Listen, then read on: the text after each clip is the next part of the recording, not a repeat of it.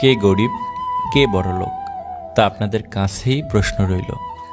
একজন টাকাওয়ালা অর্থসম্পন্ন মহিলা শাড়ির দোকানে যে এবং কাউন্টারের ছেলেটিকে বলে, আমাকে কিছু সস্তা দামের শাড়ি দেখাও, আমার ছেলের বিয়ে, তাই বাড়ির কাজের মহিলাকে দিতে হবে। কিছুক্ষণ পর ওই দোকানে বাড়ির কাজের মহিলাটি এলো এবং কাউন্টারের ছেলেটিকে বলল, ভাই কিছু দামি শাড়ি দেখাও তো, আমি আমার মালিকের ছেলের বিয়েতে উপহার দিতে চাই। সত্যি বলতে দারিদ্রতা মানিব্যাগে না, মনের মধ্যে থাকে। যাদের বাহিরেরটা আনন্দ দিয়ে সাজানো থাকে তাদের ভেতরটা কষ্টে ভরা থাকে। হাতটা তাকেই ধরতে দাও যার স্পর্শে মিথ্যে আশ্বাস নেই, প্রতারণা নেই, আছে শুধুই ভালোবাসা আর বিশ্বাস। একটা কালো মেয়ে আর পকেট খালি ছেলেই বোঝে বাস্তবতাটা কি জিনিস। আমার কষ্টটা তুমি সেই দিনই বুঝবে যেদিন তোমার ভালোবাসার মানুষ তোমাকে কষ্ট দেবে। আমি ছাড়া তোমার অনেকে থাকতে পারে, কিন্তু তুমি ছাড়া আমার আর কারো প্রয়োজন হয় না। কষ্ট কি সেটা সবাই বোঝে না, যার কষ্ট শুধু সেই বোঝে।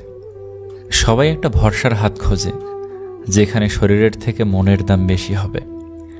বিশ্বাসটা রক্ষা করতে শিখুন, কারণ বিশ্বাস ভেঙে গেলে সত্যি কথাগুলো মিথ্যা বলে মনে হয়। ভালোবাসাই হলো একমাত্র জিনিস যার কোনো সংজ্ঞা নেই। কেউ কেউ এত সুন্দর অভিনয় করে যে সারা জীবন সেই অভিনয় ভোলা যায় না। কিছু মানুষ রাগ করাটা ধীরে ধীরে ছেড়ে দেয়, কারণ তাদের রাগ বোঝা ও ভাঙানোর পৃথিবীতে কেউ নেই। সুগন্ধ টাটকা ফুল থেকে আসে, পচা ফুল থেকে নয়। তাই সবসময় সৎ মানুষের সঙ্গ নেওয়ার চেষ্টা করুন। একবার প্রতারিত হয়েই বুঝে গেছি নিজের থেকে কাউকে বেশি বিশ্বাস করতে নেই। শাশুড়ি তার ছেলেকে বিয়ের দিন বলল, মানিয়ে নেওয়ার দায়িত্ব তোমার, বৌমার নয়, কারণ সে তার সব কিছু ছেড়ে এসেছে, তুমি নও।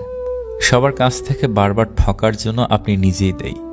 কেউ সামান্য ভালো ব্যবহার করলেই তাকে নিজের কলিজা কেটে দেওয়ার এই অভ্যাসটা বাদ দেন। এত লো কোয়ালিটির কলিজার দরকার নেই। একটু দাম বাড়ান, দেখবেন ভালো থাকবেন। যদি বাস ভাড়া ঠিক করে বাস মালিকরা, তাহলে ফসলের দাম ঠিক করবে কৃষকরা। একটা মানুষ কতটা ভালো ছিল তার টের পাওয়া যায় তার মৃত্যুর পর। 4টি অভ্যাস ত্যাগ করুন, সারা জীবন চেহারা ও যৌবন ঠিক থাকবে।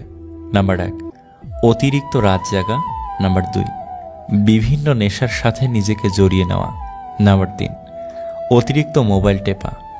মোবাইলের ডিসপ্লে থেকে আসা আলোক রশ্মি খুবই ক্ষতিকর। নাম্বার 4, অতিরিক্ত তেলে ভাজা খাবার খাওয়া। টাকা জমিয়ে শখের জিনিসটা কেনার মর্ম কি হয় সেটা একমাত্র মধ্যবিত্ত পরিবারের ছেলেমেয়েরাই বোঝে। নদী কখনো জলের শূন্যতা অভাব করে না, রাত কখনো আধারের চিন্তা করে না, সৌন্দর্য কখনো প্রশংসার অপেক্ষায় থাকে না, জীবন কখনো থেমে থাকে না। সবগুলোই তার আপন গতিতে অতিবাহিত হয়। যতক্ষণ ক্ষমতা থাকবে ততক্ষণ সম্মান পাবে, হোক সেটা ভালোবেসে আর হোক বাধ্য হয়ে। একাকিত্ব মানুষগুলো দয়ালু হয়, দুঃখী মানুষগুলো হাসি খুশি থাকে, পুড়ে যাওয়া মানুষগুলো জ্ঞানী হয়, কারণ তারা চায় না অন্য কেউ এই পরিস্থিতির সম্মুখীন হোক।